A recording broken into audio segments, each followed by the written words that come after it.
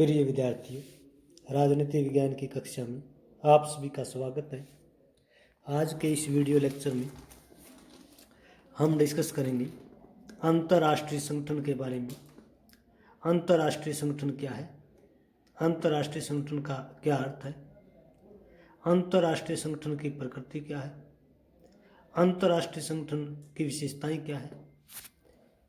तो आइए एक महत्वपूर्ण विषय पर हम अध्ययन करते हैं, अंतर्राष्ट्रीय संगठन की प्रकृति। अंतर्राष्ट्रीय संगठन की प्रकृति क्या है। अंतर्राष्ट्रीय संगठन एक प्रकार से राष्ट्रों का एक ऐसा वैश्विक संगठन है जिसमें सभी राष्ट्र मिलकर के सामान्य हितों की पूर्ति के लिए एकजुट होते हैं, समन्वय बनाते हैं। अंतर्राष्ट्रीय संगठन एक प्रकार से राष्ट्रों का ही वैश्विक संगठन है जिसमें राष्ट्र सामान्य हितों की प्राप्ति के साथ साथ अपनी संप्रभुता, एकता, अखंडता को बनाए रखते हैं। अंतर्राष्ट्रीय संगठन की प्रकृति क्या है। अंतर्राष्ट्रीय संगठन की प्रकृति में बहुत सारे तत्व हैं जिसमें सहयोग एवं समन्वय प्रमुख है। अंतर्राष्ट्रीय संगठन की प्रकृति सहयोग की है क्योंकि इसमें विभिन्न राष्ट्रों के बीच सहयोग रहता है। विभिन्न राष्ट्रों के बीच आर्थिक क्षेत्र में, राजनीतिक क्षेत्र में, सामरिक क्षेत्र में समन्वय पाया जाता है। अंतर्राष्ट्रीय संगठन की प्रकृति सदस्य राज्यों में सहयोग एवं समन्वय बनाए रखने की है।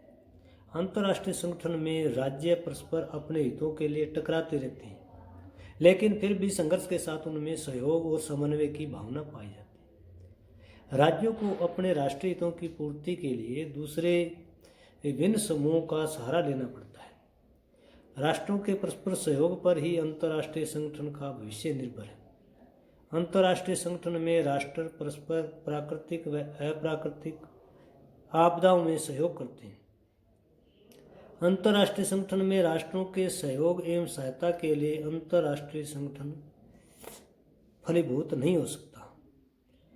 उदाहरण के लिए संयुक्त राष्ट्र संघ द्वारा ही राष्ट्रों में अंतर्राष्ट्रीयवाद की भावना का विकास हो। राष्ट्रों में परस्पर सहयोग के लिए, राष्ट्रों में परस्पर समन्वय के लिए आर्थिक, राजनीतिक, सामरिक, सामाजिक क्षेत्र में विचारों के आदान प्रदान के लिए जरूरी है कि कोई एक अंतर्राष्ट्रीय संगठन हो जो राष्ट्रवाद की संकीर्णताओं से ऊपर उठ करके अंतर्राष्ट्रीयवाद के लिए कार्य करे, जो अंतर्राष्ट्रीय समस्याओं पर फोकस करे, जो अंतर्राष्ट्रीय हितों की वकालत करे। संयुक्त राष्ट्र संघ के विभिन्न विशिष्ट अभिकरण जैसे यूनिसेफ है, अंकटाड, विश्व स्वास्थ्य संगठन, विश्व श्रम संगठन, अंतर्राष्ट्रीय श्रम संगठन, यूनेस्को इत्यादि की संस्थाओं शाखाएं विभिन्न देशों में कार्यरत है। अंतर्राष्ट्रीय संगठन की प्रकृति शक्ति संघर्ष की रही है हमेशा। अंतर्राष्ट्रीय संगठन में राष्ट्र शक्ति के लिए संघर्ष करते रहते हैं। औपचारिक रूप से अंतर्राष्ट्रीय संगठन में सभी सदस्य राष्ट्र समान होते हैं, लेकिन व्यवहार में शक्ति की राजनीति ही प्रभाव दिखाती है। राष्ट्र संघ की असफलता का एक बड़ा कारण अमेरिका का सदस्य न होना, इसलिए राष्ट्र संघ को अनाथ कहा गया। संयुक्त राष्ट्र संघ भी राष्ट्रों की समानता के सिद्धांत को माना गया, लेकिन व्यवहार में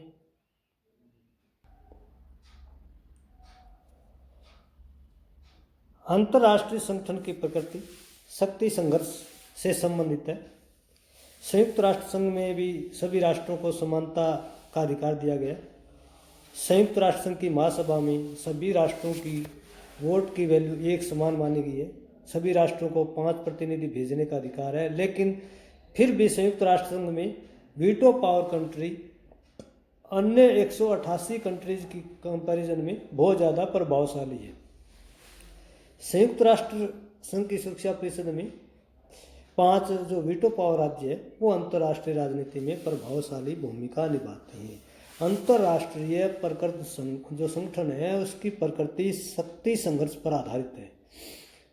हालांकि अंतर्राष्ट्रीय संगठनों में नियम कानून सबके लिए समान होते हैं, लेकिन व्यवहारिक राजनीति में जो प्रभावशाली राष्ट्र है वो अंतर्राष्ट्रीय राजनीति की दशा और दिशा को तय कर रहा है। राष्ट्र संघ में भी जर्मनी, इटली, जापान की प्रभावशाली भूमिका रही। सेकेंड वर्ल्ड वॉर को शुरू करने में इन्हीं राष्ट्रों की भूमिका रही। इसी तरह से संयुक्त राष्ट्र संघ में अमेरिका और जितने जो वीटो पावर कंट्री हैं उनकी प्रभावशाली भूमिका है। तो शक्ति संघर्ष से इनकार नहीं किया जा सकता। जितने भी अंतर्राष्ट्रीय संगठन हैं उनमें नियम कानून सबके लिए समान है, लेकिन उसके बावजूद भी जो राष्ट्र आर्थिक रूप से सामरिक रूप से शक्तिशाली है वो राष्ट्र दूसरे राज्यों की राजनीति को नियंत्रित करने का प्रयास करते हैं। अंतर्राष्ट्रीय संगठन की प्रकृति में विवादों का अस्तित्व पाया जाता है। यह अंतर्राष्ट्रीय संगठन की प्रकृति यह है कि विवाद स्वाभाविक है। जब दो या दो से अधिक व्यक्ति कहीं इकट्ठे होते हैं तो उनमें हितों को लेकर के टकराव तनाव स्वाभाविक है। तो इसी तरह से जब दुनिया में दो या दो से अधिक राष्ट्र परस्पर इकट्ठे होते हैं, उनका संगठन बनता है, संधि होती है, समझौते होते हैं, मेमोरेंडम ऑफ अंडरस्टैंडिंग होता है, तो उस दौरान जो है उनके हितों में टकराव होना स्वाभाविक है। इसलिए अंतर्राष्ट्रीय संगठन की प्रकृति में विवादों का अस्तित्व है। अंतर्राष्ट्रीय संगठन में सदस्य राष्ट्र राष्ट्रीय हितों को प्राथमिकता देते हैं।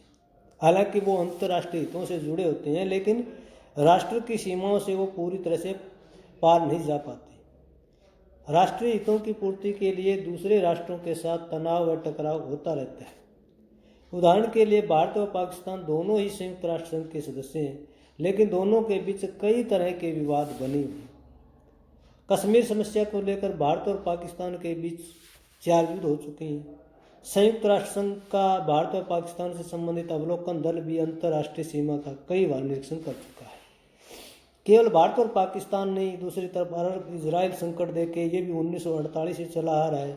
चीन और अमेरिका के विवाद, चीन और जापान के बीच विवाद, भारत और बांग्लादेश के बीच विवाद, पूरी दुनिया में जो है राष्ट्रों के बीच जल को लेकर, जमीन को लेकर, जंगल को लेकर और अंतर्राष्ट्रीय हितों को लेकर हमेशा तनाव रहता है, टकराव रहता है, विवाद रहती हैं। और विवाद जो है वो अंतर्राष्ट्रीय संगठन की एक प्रकृति है, जिसे हमें अंतर्राष्ट्रीय संगठनों की पहचान दिखाई देती है। अंतर्राष्ट्रीय संगठनों की प्रकृति जो है उसमें हमें समानता भी दिखाई देती है। अंतर्राष्ट्रीय संगठन में प्रत्येक राष्ट्र के साथ समान नियम लागू होते हैं, समान कानून लागू होते हैं। जैसे संयुक्त राष्ट्र संघ में प्रत्येक राष्ट्र के वोट की वैल्यू एक ही है। प्रत्येक राष्ट्र को महासभा में 5 प्रतिनिधि भेजने का अधिकार है। सभी सदस्यों को जनसंख्या, भूगोल, आर्थिक व औद्योगिक विकास के भेदभाव के बिना समान समझा जाता है। महासभा में प्रत्येक राष्ट्र को 5 प्रतिनिधि भेजने व 1 वोट देने का अधिकार होता है और प्रत्येक राष्ट्र के मत की कीमत भी समान समझी जाती है। प्रत्येक राष्ट्र को उसकी आर्थिक क्षमता के अनुसार संयुक्त राष्ट्र में आर्थिक अनुदान के लिए छूट दी गई है। जैसे भारत विश्व का हर लगभग 6वां व्यक्ति भारतीय है, लेकिन संयुक्त राष्ट्र संघ में लगभग 2% के करीब योगदान है, जबकि अमेरिका का अकेले राष्ट्र का योगदान 25% से ज़्यादा है। वीटो पावर राज्यों को छोड़कर सभी सदस्य राज्यों को समान भागीदारी प्रदान की गई है। यानी वीटो पावर राज्यों को जो है इस संयुक्त राष्ट्र संघ की स्थापना के प्रारंभ में ही उनके लिए कुछ कंडीशन रखी गई थी, जिस कंडीशन के आधार पर इन राज्यों ने इस संगठन में शामिल होना स्वीकार किया था। तो वर्तमान समय में अंतर्राष्ट्रीय संगठन की प्रकृति में हमें ये देखने को मिलता है कि नियमों में, कानूनों में, व्यवस्थाओं में, संधियों में सभी सदस्य राष्ट्र समान हैं। अंतर्राष्ट्रीय संगठन की एक प्रकृति जो है वो पूरी तरह से हमें दिखाई देता है कि संप्रभुता सुरक्षित रहती है। संप्रभुता का मतलब है कि एक राष्ट्र अपने घरेलू और बाहरी मामलों में नीति निर्माण, नियम निर्माण, कानून निर्माण के लिए पूरी तरह से स्वतंत्र है। ऐसे राष्ट्रों को संप्रभु राष्ट्र कहा जाता है। और संयुक्त राष्ट्र संघ या कोई अन्य अंतर्राष्ट्रीय संगठन है, चाहे वो राजनीतिक संगठन हो, सामाजिक संगठन हो, आर्थिक संगठन हो, सैन्य संगठन हो, सांस्कृतिक संगठन हो, हर संगठन में संप्रभु राष्ट्रों की संप्रभुता सुरक्षित रहती है। अंतर्राष्ट्रीय संगठन में सभी सदस्यों की संप्रभुता पर कोई आंच नहीं आती। राष्ट्र अपने राष्ट्रीय हितों की पूर्ति करते हुए अपनी संप्रभुता को कम नहीं करते। अंतर्राष्ट्रीय संगठन में राष्ट्र अंतर्राष्ट्रीय दायित्वों का भी पालन करते हैं, अंतर्राष्ट्रीय व्यवस्थाओं का भी पालन करते हैं, नियमों का पालन करते हैं, लेकिन कभी भी अंतर्राष्ट्रीय संगठन में राष्ट्र अपनी संप्रभुता को, अपनी स्वतंत्रता को दांव पर नहीं लगाते। अंतर्राष्ट्रीय संगठन में सदस्य राज्यों पर किसी प्रकार की बाध्यता को लागू नहीं किया जा सकता, क्योंकि अंतर्राष्ट्रीय संगठनों में जो सदस्य हैं वो संप्रभु राष्ट्र हैं और संप्रभु राष्ट्रों के पास आंतरिक और बाहरी मामलों में निर्णय लेने की शक्ति जो है खुद के पास होती है, किसी अंतर्राष्ट्रीय संगठन के पास नहीं होती। किसी अंतर्राष्ट्रीय संगठन का सदस्य बनने पर राज्य संप्रभुता को बनाए रखते हैं। हालांकि इसमें अपवाद भी है, जैसे भारत संयुक्त राष्ट्र संघ का प्रारंभिक सदस्य है, लेकिन 1947 में भारत आज़ाद हुआ था। तो संप्रभुता जो है अंतर्राष्ट्रीय संगठनों में पूरी तरह से सुरक्षित रहती है। भारत जो है यूएनओ का सदस्य होते हुए अनेक क्षेत्रीय और दूसरे संगठनों का सदस्य है। जैसे भारत जो है नॉन अलाइनमेंट मूवमेंट का एक प्रारंभिक सदस्य है। भारत सार्क का भी सदस्य है, south Asia association of regional cooperation का सदस्य है। तो एक राष्ट्र एक साथ कई अंतर्राष्ट्रीय संगठनों का सदस्य रह सकता है। अंतर्राष्ट्रीय संगठन में राष्ट्रीय हितों को प्राथमिकता दी जाती है। हर राष्ट्र के सामने अपना राष्ट्रीय हित प्रमुख होता है। अंतर्राष्ट्रीय संगठन का सदस्य होते हुए अंतर्राष्ट्रीय संगठन के नियमों, कानूनों, व्यवस्थाओं को मानते हुए अपने राष्ट्रीय हितों को वो कभी दरकिनार नहीं करता। सदस्य राष्ट्र अपने राष्ट्रीय दायित्वों की पूर्ति व अभिवृद्धि के लिए अंतर्राष्ट्रीय संगठनों के दायित्वों पर भी निर्भर करते हैं।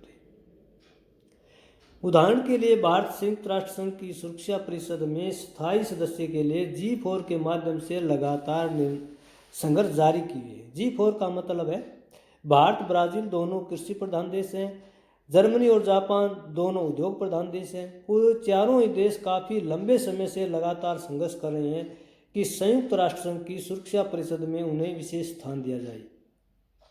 भारत के अपने दावे हैं, ब्राज़ील के अपने दावे हैं, जर्मनी जापान के अपने दावे हैं कि 1945 से लेकर के 2000 अगर वर्तमान में देखें तो 24 तक इतने वर्षों के बाद जो है संयुक्त राष्ट्र संघ का लोकतांत्रिकरण नहीं किया गया है। विश्व के 5 राष्ट्रों के पास जो है जो विशिष्ट पावर है वो इसमें जो है डिस्क्रिमिनेशन का एक बहुत बड़ा आधार है और इसका लोकतांत्रिकरण करने की आवश्यकता है। इसकी संरचना में, इसकी कार्यप्रणाली में सुधार की आवश्यकता है। या तो वीटो पावर सबकी समाप्त की जाए या धीरे धीरे अन्य जो बड़े राष्ट्र हैं उनको भी इसमें शामिल किया जाए।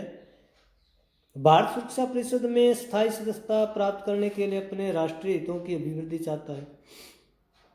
अंतर्राष्ट्रीय संगठन में प्रत्येक राष्ट्र राष्ट्रीय हितों की अभिवृद्धि के लिए दूसरे राष्ट्रों के साथ संधि करता है, समझौते करता है। तो अंतर्राष्ट्रीय संगठन की प्रकृति जो है वो राष्ट्रीय हितों पर आधारित है।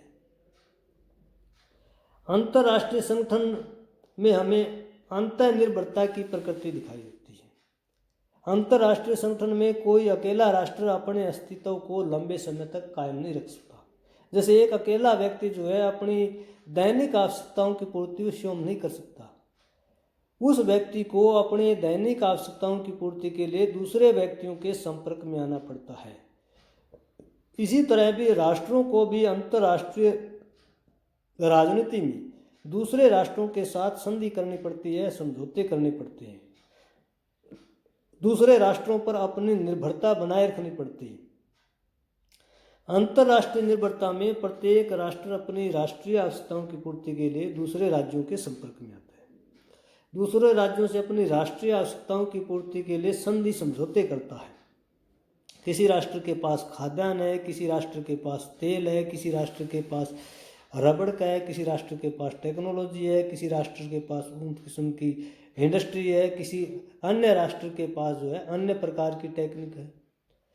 उदाहरण के लिए खाड़ी देश अंतर्राष्ट्रीय संबंधों में तेल कूटनीति का प्रयोग करते हैं, ऑयल डिप्लोमेसी का प्रयोग करते हैं, क्योंकि उनके पास तेल की प्रचुर मात्रा है। ऐसे राष्ट्रों के पास खाद्यान्न नहीं है, वो खाद्यान्न दूसरे देशों से लेते हैं, लेकिन तेल के बल पर वो अपनी विदेश नीति का निर्माण करते हैं। तेल उत्पादक देशों ने अपना अलग आर्थिक संगठन बनाया है जिसे ओपेक कहते हैं, जिसे गैर उत्पादक तेल उत्पादक देशों की ओपेक देशों पर निर्भरता दिखाई देती है।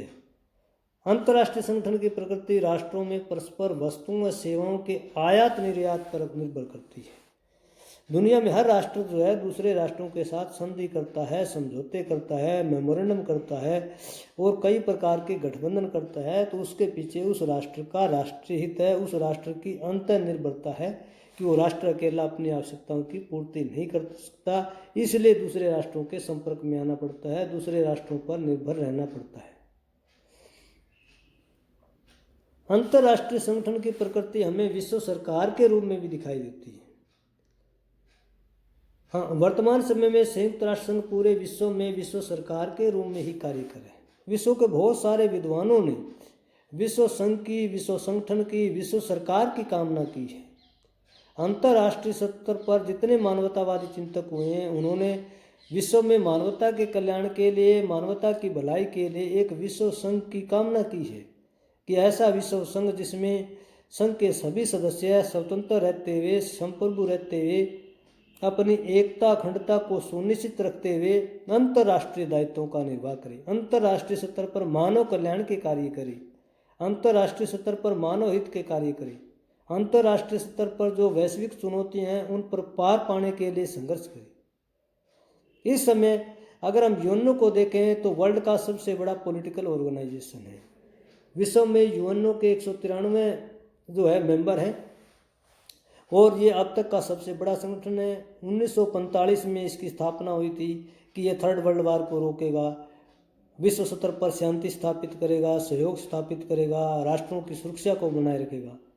अगर बाहरी तौर पर देखें तो 1945 से लेकर के 2024 तक ये संगठन तीसरे विश्व युद्ध को अब तक रोकने में सफल रहा है। अंतर्राष्ट्रीय स्तर पर छोटे मोटे हिंसक संघर्षों को अगर छोड़ दिया जाए तो किसी बड़े युद्ध को रोकने में संगठन की अब तक की सकारात्मक भूमिका रही। संयुक्त राष्ट्र संघ विश्व सरकार के ही रूप में अगर देखें तो कार्य कर रहा है, क्योंकि 16 एक विशिष्ट प्रकार के अभिकरण हैं और उनकी शाखाएं वर्ल्ड के लगभग हर कंट्री में इसकी शाखाएं हैं। अंकटाड है, यूनिसेफ है, WTO है, वर्ल्ड बैंक है, इंटरनेशनल मॉनेटरी फंड है, यूनिसेफ है, अंतर्राष्ट्रीय कृषि संगठन है, मौसम विज्ञान संघ है, डाक संघ है। इन संगठनों की संस्थाएं विश्व के सभी देशों में कार्य कर रही है और उनका प्राथमिक उद्देश्य क्या है कि राष्ट्रवाद की संकीर्णता से पार जाकर के मानव हित में, मानव कल्याण में कार्य करना, अंतर्राष्ट्रीय चुनौतियों को एक संघर्ष के रूप में लेना। राष्ट्रीय सरकारें अपनी संप्रभुता को बरकरार रखते हुए अंतर्राष्ट्रीय संस्थाओं के उद्देश्यों को मानव हित की दृष्टि से पूरा करने का लगातार प्रयास कर रही है।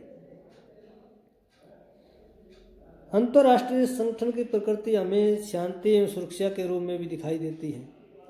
अंतर्राष्ट्रीय संगठनों की प्रकृति में जो प्राथमिक कार्य है वो विश्व शांति एवं सुरक्षा को बनाए रखना है।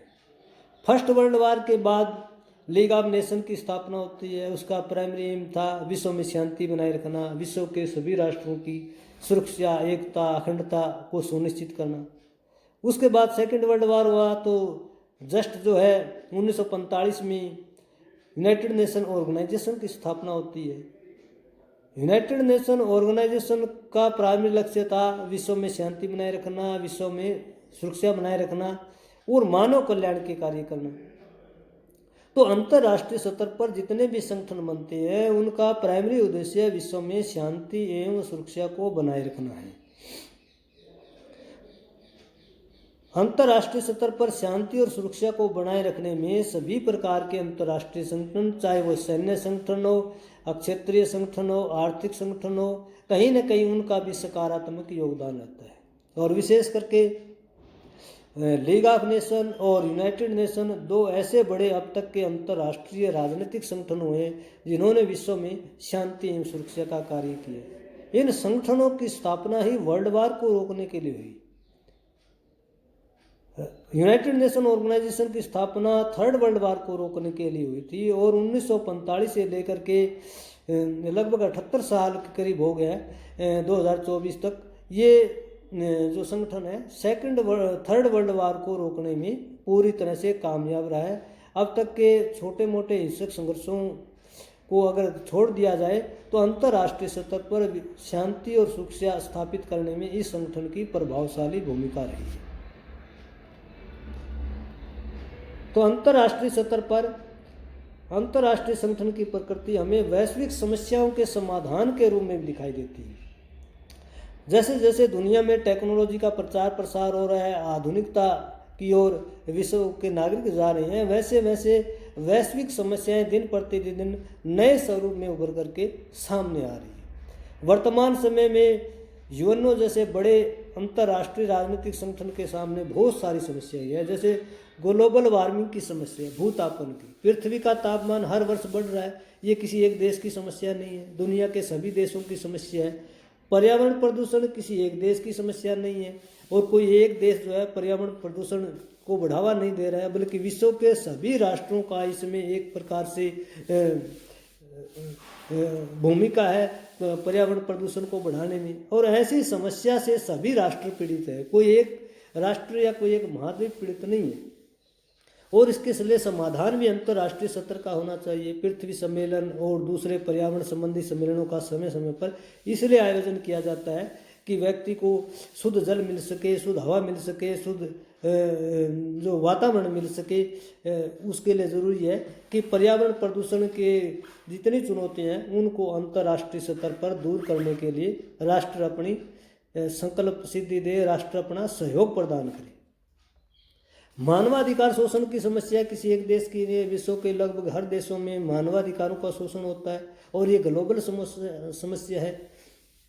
और संयुक्त राष्ट्र संघ की स्थापना भी इसलिए हुई थी कि विश्व शांति और सुरक्षा के साथ मानव कल्याण हो, मनुष्य के साथ मनुष्यता जैसा व्यवहार किया जाए। इसलिए 1948 में ह्यूमन राइट डिक्लेरेशन के दौरान 10 दिसंबर को हर वर्ष ह्यूमन राइट डे के रूप में मनाया जाता है। आतंकवाद की समस्या ये भी पूरे विश्व के लिए एक बड़ी चुनौती है। आतंकवाद जो है विश्व सुरक्षा के लिए, विश्व शांति के लिए, विश्व विकास के लिए, विश्व बंधुत्व के लिए एक बहुत बड़ी समस्या है। गरीबी की समस्या जो है मानवता की समस्या है। दुनिया के विशेष करके अफ्रीकन राज्यों में अभी भी गरीबी जो है बहुत ऊंच स्तर पर है। भूखमरी की समस्या एशियन और अफ्रीकन राज्यों में ये बहुत ज़्यादा है। साइबर क्राइम है, ये लगातार जैसे जैसे इंफॉर्मेशन टेक्नोलॉजी का विकास होता जा रहा है वैसे वैसे साइबर क्राइम लगातार बढ़ते जा रहे हैं। और साइबर क्राइम से जो है कोई एक देश पीड़ित नहीं है, दुनिया के सभी देश पीड़ित हैं। क्योंकि जो ग्लोबलाइजेशन का दौर है, प्राइवेटाइजेशन का दौर है, लिबरलाइजेशन का दौर है, उससे पूरी दुनिया ग्लोबल हो गई है। पूरी दुनिया जो है एक गाँव के रूप में हो गई है। एक देश के हित दूसरे देश के हित से लगातार प्रभावित हो रही है। और क्राइम भी जो है उसका स्वरूप जो है एक प्रदेश तक, एक क्षेत्र तक, एक देश तक सीमित नहीं है, बल्कि जो साइबर क्राइम है वो भी अंतर्राष्ट्रीय स्तर की हो रही है। तो ये अंतर्राष्ट्रीय स्तर के क्राइम है और इनके लिए अंतर्राष्ट्रीय स्तर पर सभी राष्ट्रों को मिलकर के संघर्ष करना होगा। ये भी अंतर्राष्ट्रीय संगठन की प्रकृति के रूप में हमें दिखाई देता है। तो अंतर्राष्ट्रीय संगठनों की प्रकृति से संबंधित आज का ये वीडियो लेक्चर आपको कैसे लगा कमेंट करके ज़रूर बताइएगा। अगर ये लेक्चर पसंद आता है तो इसे लाइक कीजिए, अपने मित्रों के साथ शेयर कीजिए और मेरे इस YouTube चैनल को सब्सक्राइब करना न भूलिए। धन्यवाद।